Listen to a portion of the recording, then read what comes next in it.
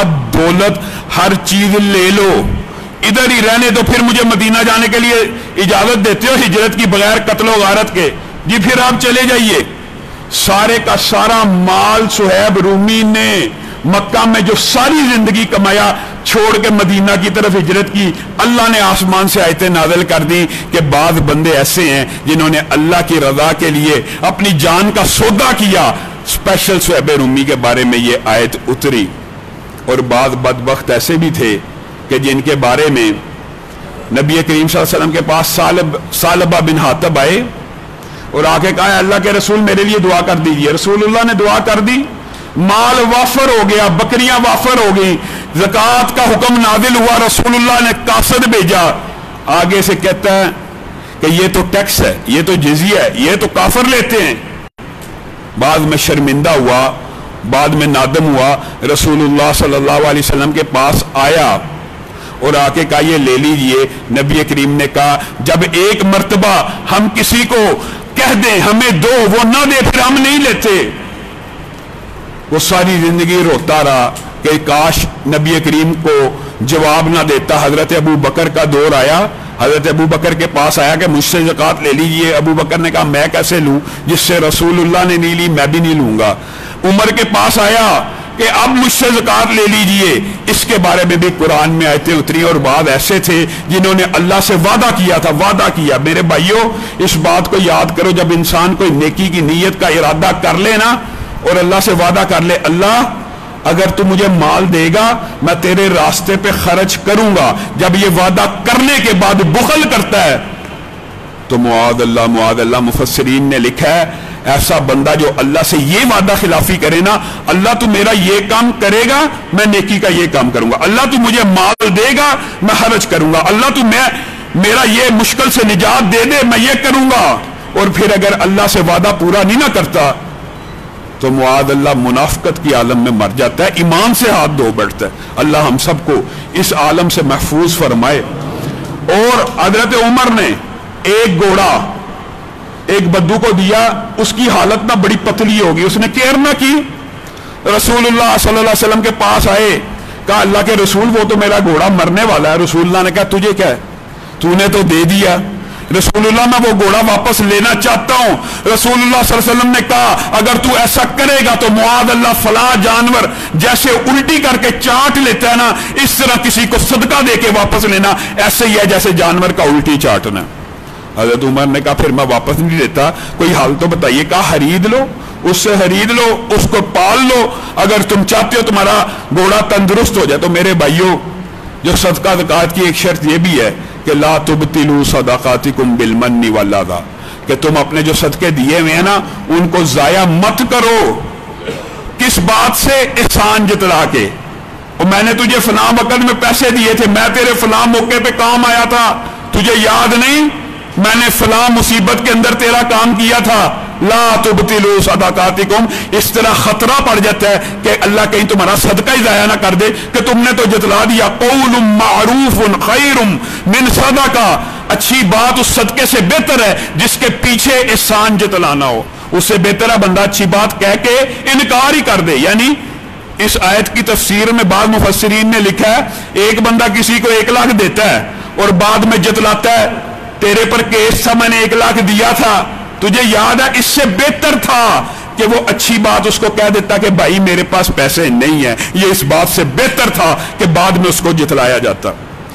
یاد رکھیے یہ جو بخل ہوتا ہے نا، یہ جو دل کی تنگی ہوتی ہے یہ دنیا کی محبت کی وجہ سے ہوتی ہے۔ میرے بھائیوں دنیا اللہ اور اس کے رسول کے نزدیک کیا ہے؟ آپ نے یہ باتیں سنی ہوئی ہیں کہ دنیا کی حیثیت مچھر کے ایک پر کے برابر بھی اللہ کے نزدیک ہونا، اللہ کے نزدیک تو وہ دنیا میں کسی کافر کو 1 گھونٹ پانی بھی نہ پلائے، 1 گھونٹ پانی نہ پلائے کہ یہ میرا انکار کیوں کر رہے ہیں، اللہ کے نزدیک حیثیت بڑی کم ہے۔ اور اسی طرح رسول اللہ صلی اللہ علیہ وسلم کے نزدیک حیثیت بڑی کم ہے۔ کیا بعض حدیثیں انسان کو تسلی نہیں دیتی، تشفی نہیں دیتی، آرام نہیں دیتی، سکون نہیں دیتی؟ میرے بھائیوں یہ دنیا دھوکے کا ایسا گھر ہے، یہ سراب ہے، یہ ایک خواب ہے۔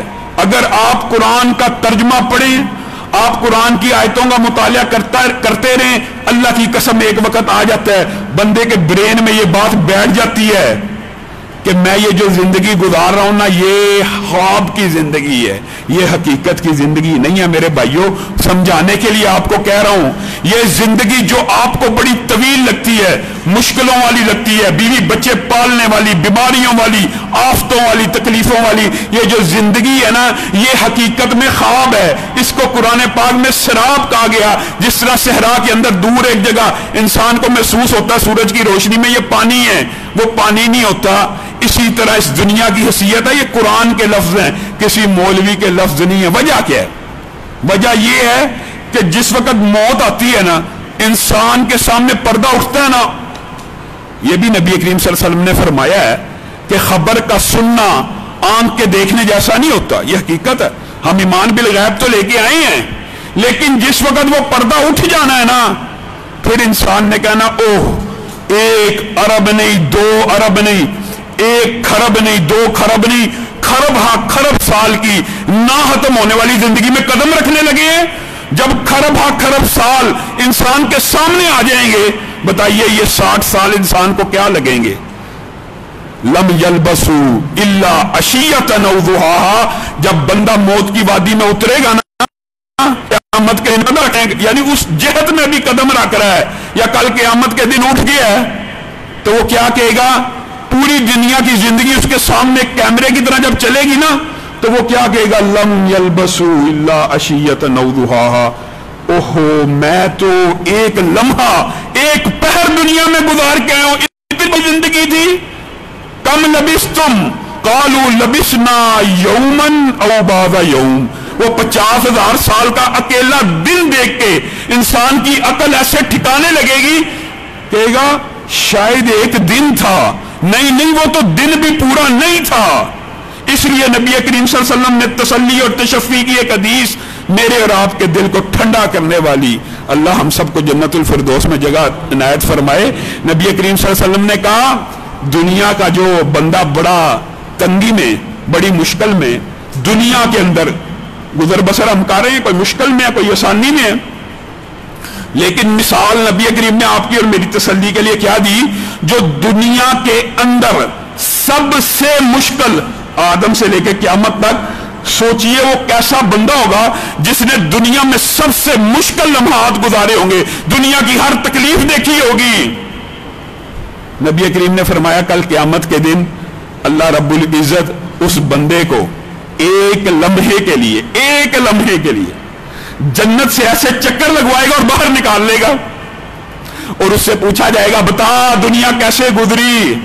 وہ کہے گا اللہ جنت کی نعمتیں دیکھ کے ایسے لگتا دنیا میں کوئی مشکل آئی ہی نہیں ہے۔ یہ تسلی کی حدیث ہے، یہ تشفی کی حدیث ہے، یہ رحمت کی حدیث ہے۔ اور اسی حدیث کا دوسرا ٹکڑا غضب کا ہے، عذاب کا ہے، خوف کا ہے، ڈر کا ہے۔ نبی کریم نے کہا وہ بندہ جو دنیا میں سب سے زیادہ ڈال رہا کہ دنیا کے اندر کبھی کوئی تنگی آئی نہیں، کبھی کوئی مصیبت آئی نہیں، کبھی کوئی دکھ آیا ہی نہیں، جب بھی کوئی چیز چاہی مل گئی، صحت کو بھی خرید لیا، گھر کو بھی خرید لیا، تعلیم کو بھی خرید لیا، ہر چیز کو اپنے ماتحت کر لیا، کل اللہ رب العزت اس کو جہنم میں ایک لمحے کے 1000ویں حصے کا چکر لگوائے گا، اور اللہ پوچھے گا بتا کیا دیکھ کے آیا؟ کہے گا اللہ اتنے عذاب، اتنی ہولناکیاں، اتنی دردناکیاں، اللہ ایسے لگتا میں کبھی کوئی نعمت چکھی ہی نہیں ہے۔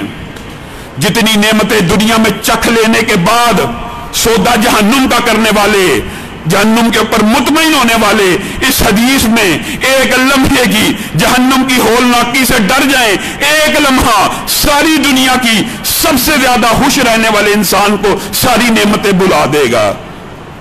اور جہنم میں رہنا کتنا ایک لمبا عرصہ، ایک طویل باب ہے۔ انشاءاللہ اس بات کو آگے بڑھاتے جائیں گے جیسے جیسے دروس آئیں گے۔ حضرت عیسیٰ کا ایک اسرائیلی روایت میرے ذہن میں آ گئی، دنیا داروں کے ساتھ کرتی کیا ہے۔ حضرت عیسیٰ کے ساتھ ایک بندے نے معاہدہ کر لیا، مختصر کر کے آپ کو بتاتا ہوں۔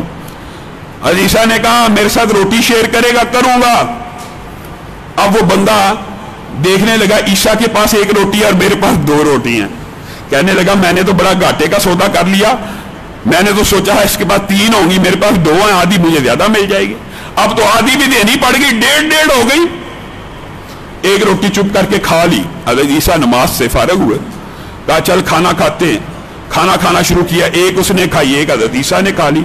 हज़रत ईसा ने कहा इल्म नहीं है कि हमने एक वादा किया था, एक मुआहदा किया था? जी किया था। तेरे पास 2 रोटियां नहीं थी?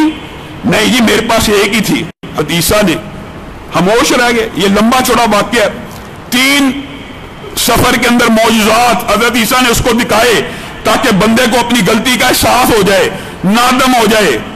एक अंधे को, कोड़ी को अल्लाह के सेहतियाब हो गया, एक हिरन को ज़िबा करके खाया, उसको अल्लाह के हुक्म से जिंदा कर दिया, नहर के ऊपर चले। ये सारे मौजूदात देखने के बाद भी जब भी कोई मौजूदा देखते तो उससे पूछते तेरे पास रोटियां 2 नहीं थी? वो कहता नहीं अल्लाह की कसम एक ही थी। अब ये तीनों मौजूदात देखने के बाद जब हज़रत ईसा ने हुज्जत तमाम कर ली ना, तो ईसा ने कहा ये सामने सोने की 3 डलियां, जिसके पास 2 रोटियां होंगी उसको 2 मिलेंगी, जिसके पास 1 उसको 1। कहने लगा मेरे पास 2 ही हैं, 2 ही थी, 2 ही थी। हज़रत ईसा ने कहा मुझे माल दौलत की हिरस नहीं, जा ये तीनों सोने की डलियां तेरी हैं। ये तीनों सोने की डलियां। दुनिया के पीछे भागने वाला आदमी अल्लाह के पैगंबर से भी झूठ बोल लेता है एक रोटी की खातिर। इंसान आज दुनिया के अंदर जितनी धोखाधड़ी, जितने फ्रॉड, जितने माल गबन के चक्कर हैं, सिर्फ इस रोटी और मालो दौलत की वजह से है। वो 3 सोने के टुकड़े लेके निकला, 3 डाकू आए, उन्होंने कहा एक एक सोने का टुकड़ा लेंगे, उसको उसी वक्त कत्ल कर दिया। अब 3 डाकू आपस में सोने की तकसीम करें, एक डली तेरी, एक तेरी, एक तेरी। आपस में फैसला किया 2 ने कि यार हम 1.5 लेते हैं, इसको खाना लेने भेजते हैं। वो खाना लेने उसको भेजा, फैसला किया ये भी आएगा, इसको भी कत्ल कर देंगे। वो अकेला जब निकला उसके दिमाग में आया मैं अकेला 3 क्यों ना कमाऊं, खाने के अंदर जहर मिला लाया। ये दुनिया का अंजाम है, ये दुनिया की हकीकत है कि वो 3 डलियां न पहले को मिली न बाकी 3 को मिली। वो 3 पहले उसको कत्ल करते हैं, खाना खाते हैं, उसमें जहर, खुद भी मर गए।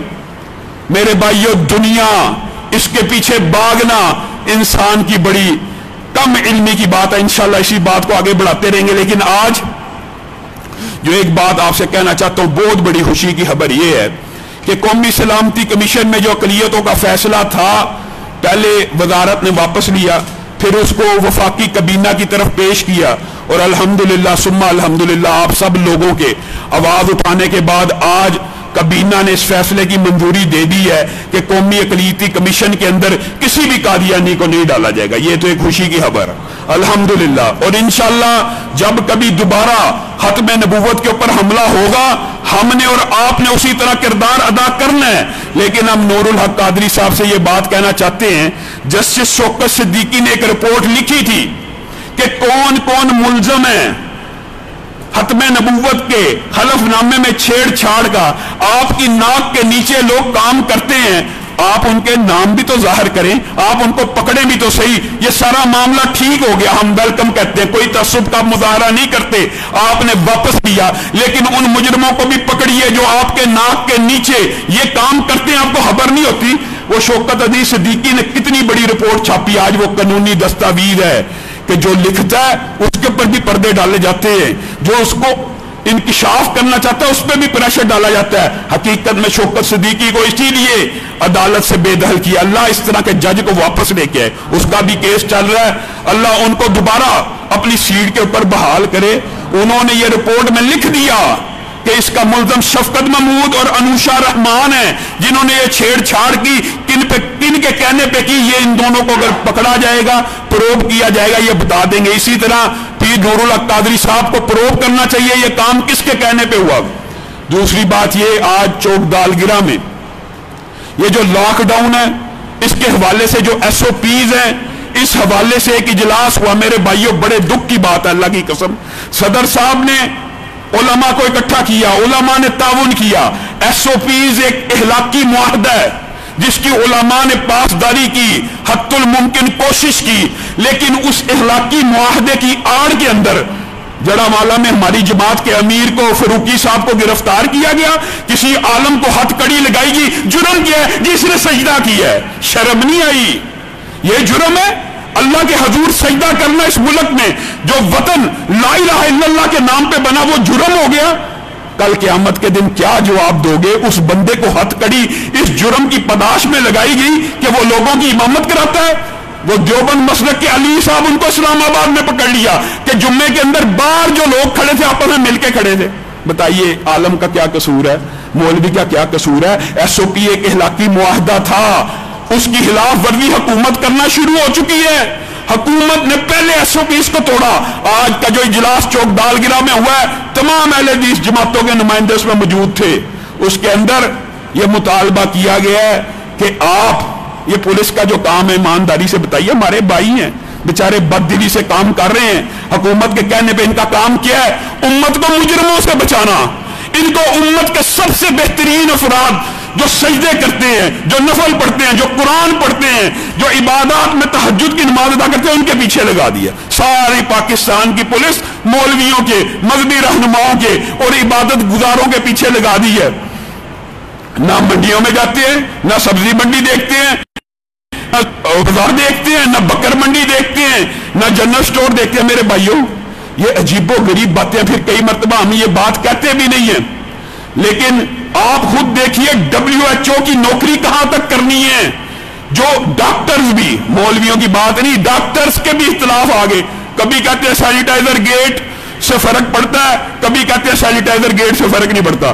कभी वायरस जी 1 मीटर में होता है, कभी 2 में, कभी हवा में, कभी घरों में। इनके मौकफ भी बदलते जा रहे हैं। मेरे भाइयों, इसका झूठ, फ्रॉड और जालीपन बेनकाब कोई आम फहम बंदा भी होना उसी वक्त महसूस कर लेता है। मौकफ में इतने तदादात हैं। जो डॉक्टर जिनके खिलाफ वीडियोस बनाते हैं ना, इंडिया का एक डॉक्टर, पाकिस्तान के डॉक्टर, जो डॉक्टर वीडियो चढ़ाएगा यूट्यूब में इस मौजू के ऊपर, उसका चैनल डिलीट कर दिया जाएगा, उसकी वीडियोस रिमूव कर दी जाएंगी। आप ईमानदारी से WHO के तदाद को समझिए, समझ लीजिए। एक मिसाल ही काफी है समझने के लिए।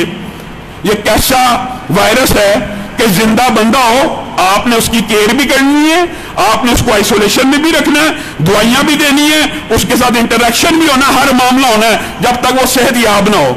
लेकिन जैसे ही वो मर जाता है, वही मरीज ताबकारी श्वाएं उसके जिस्म से निकलना शुरू हो जाती है। उसकी मैयत के भी करीब नहीं जाना, उसकी मैयत से 60 फुट दूर खड़े हो जाना। जिंदा बंदे से वायरस फैलने का इम्कान ज्यादा है कि मैयत से। ये एक आम फहम बात है। मैयत से तो फैलना मुश्किल है, सांस चल नहीं रही, रतूबत निकल नहीं रही। ये तदादात WHO ने जो लिखे हैं, पोस्टमार्टम नहीं होगा। क्यों नहीं होगा? जब हम कहते हैं पोस्टमार्टम ना करो, ओ यार ये मौलवी बस शरीयत को ले आते हैं, पोस्टमार्टम से मुजरम पकड़ा जाता है, ये हो जाता है, वो हो जाता है। अब जो पोस्टमार्टम करने की बारी आई कि पता लगे ये किस बीमारी से मरा है, ये किस तरह मरा है, नहीं पोस्टमार्टम ना करने देना। कहीं पता ना लग जाए हार्ट अटैक से मरा था, कहीं पता ना लग जाए ब्रेन हेमरेज से मरा। ये झूठ और फ्रॉड और तजादात का मजमूआ ये WHO ने कैसे पैरामीटर्स बनाए हैं? ईमानदारी से बताइए। पोस्टमार्टम तो जरूरी होना चाहिए, बीमारी की वजूहात पता लगे, बंदा मर क्यों रहा है, बंदे के आखिरी वक्त में क्या ऐसी कंडीशन थी। पोस्टमार्टम नहीं होना, वजह पता क्या? ये रचना टाउन के अंदर शहादतें हैं, सिक्का गवाहियां मौजूद हैं, झूठ बोलते हैं। ये जी साइन कर दो कि कोरोना का मरीज है, 40,000 ले लेना। पता नहीं क्या मामला। ये मीडिया, ये एंकर, ये गवर्नमेंट, ये इदारे, ये सारे के सारे एक काम पे लगे हुए हैं। पाकिस्तानी मर, पाकिस्तानी भी बड़ी ढीठ कौम है, नहीं मर रही। पाकिस्तानी मर जाए, कभी कहते हैं 20 तारीख तक देखना, 20 तारीख तक बड़ी मौत हो जानी है। नहीं 25 को देखना, 30 तक देखना, 4 तक देखना। और कब तक डेडलाइनें देते रहोगे? कुछ नहीं होना इंशाल्लाह। पाकिस्तान के अंदर ये जो 500 जैली तुमने मारे हुए हैं ना, हमें भी पता है, इनमें से भी ये नगले से जिसको तुमने कोरोना कहा, इससे कम लोग मरे हैं। कोई हार्ट अटैक से मरा है, कोई दमे की बीमारी से मरा है। अगले दिनों मुझे एक गोरगन कहता है, लामा साहब, हंसी की बात है लेकिन हैरान कुन बात है, बड़ा मंदा जा रहा है। गोरगन कह रहा है, बेचारे के गाहक, मैयत की गाहक होनी है गोरगन की, बड़ा मंदा जा रहा है। अमवात शरह पाकिस्तान में कम हो गई है। इतनी पाकिस्तानियों ने कभी हिफाजत नहीं की होगी अपनी, आइसोलेशन वैसे भी। और मेरे भाइयों, ये कितने दुख की बात है। तजादात के ऊपर तजादात। हम कोई बात करेंगे ना, हमारा छोटा सा क्लिप चढ़ा देंगे, मीडिया के ऊपर और अकल के ऊपर पर्दा ऐसा पड़ा हुआ है। बयानात देखें इनके WHO के, ये जी वायरस साबुन से मर जाता है, सैनिटाइजर से मर जाता है। बदबख्तों, जो साबुन से मर जाता है उसके लिए तुम दवाई याद नहीं कर सकते, तो लानत है तुम्हारे इदारे के ऊपर। बंद कर दो ये यूनिवर्सिटियां, बंद कर दो इतनी इतनी बड़ी ऑर्गेनाइजेशन। साबुन से मर जाता है लेकिन अभी तक कोई दवाई और वैक्सीन नहीं याद हुई। और मेरे भाइयों, कोई अकल के ऊपर मातम करने की बात है, ये ड्रामा बंद कर दिया जाए। और इस बारे में मैं खान साहब को, इस मौकफ में मैं खान साहब के मौकफ का हामी हूं। यकीन मानिए वो दुरुस्त कह रहे हैं। अल्लाह की कसम, लॉकडाउन के जो असरात हैं, एक डॉक्टर ने मेरे साथ टीवी प्रोग्राम में बैठ के कह दिया गुर्बत से कोई नहीं मर सकता पाकिस्तान में। और बदबख्त खुदकुशियां शुरू हो गई हैं, लोग गुर्बत से मर रहे हैं। अल्लाह ना करे वो वक्त आए लोग एक दूसरे का माल खींचना शुरू कर दें। ये लॉकडाउन बंद कर दीजिए इंशाअल्लाह। पाकिस्तान के अंदर लॉकडाउन के और इसके अंदर भी तदाद है जी। आप बताइए, अमेरिका जी बच गया, उसने एहतियाती तदाबीर की, बरतानिया बच गया, पाकिस्तान नहीं कर रहा, पाकिस्तान नहीं कर रहा। और कोई ना बचा। जब उनकी अमवात की तादाद बढ़ी ना, मौका बदल लिया जी। उन्होंने भी मजाक समझा था, और बदबख्तों उन्होंने मजाक नहीं था समझा, वो घरों में छुप गए थे। उन्होंने जिस तरह की एहतियात की है पाकिस्तानी कर ही नहीं सकते। लेकिन तकदीर गालिब आ गई, जो घरों में छुपे हुए थे, छुपे हुओं के ऊपर वायरस ने हमला किया। पाकिस्तान के अंदर भी घरों में छुप जाने से बंदा नहीं बचेगा। अल्लाह की कसम वो ही बचेगा जिसको अल्लाह बचाना चाहे, जिसको अरब साल पहले। यार हम मुसलमान हैं, एक अरब नहीं, जिस दिन जमीनों आसमान बनी उससे भी पहले अल्लाह ने मेरी आपकी मौत लिख दी है। ये नहीं लिखा किस जगह होनी है। ये साकिब भाई आज नजर आ रहे हैं, बताइए। इन्होंने मुझे खुद वाकया बताया, PIM नहीं होते हैं, कहते हैं 33,000 फुट की बुलंदी के ऊपर हम सफर कर रहे थे। एक मुसाफिर मुझसे गुफ्तगू कर रहा है, गुफ्तगू करने के बाद थोड़ी देर बाद मर गया। 33,000 फुट की बुलंदी के ऊपर फरिश्तों के पास भी जब रजिस्टर आए होंगे, सोचते होंगे इस बंदे की रूह को 33,000 फुट पे कैसे कब्ज करना है। लेकिन अल्लाह का लिखा हुआ अय्नमा तकूनु युदरिकुमुल मौत वलौ कुंतुम फी बुरूजिन मुशय्यदा, जाइए छुप जाइए घरों के अंदर, मौत से बच जाएंगे। नहीं बच सकते, वही बचेगा जिसकी अल्लाह ने लिखी हो।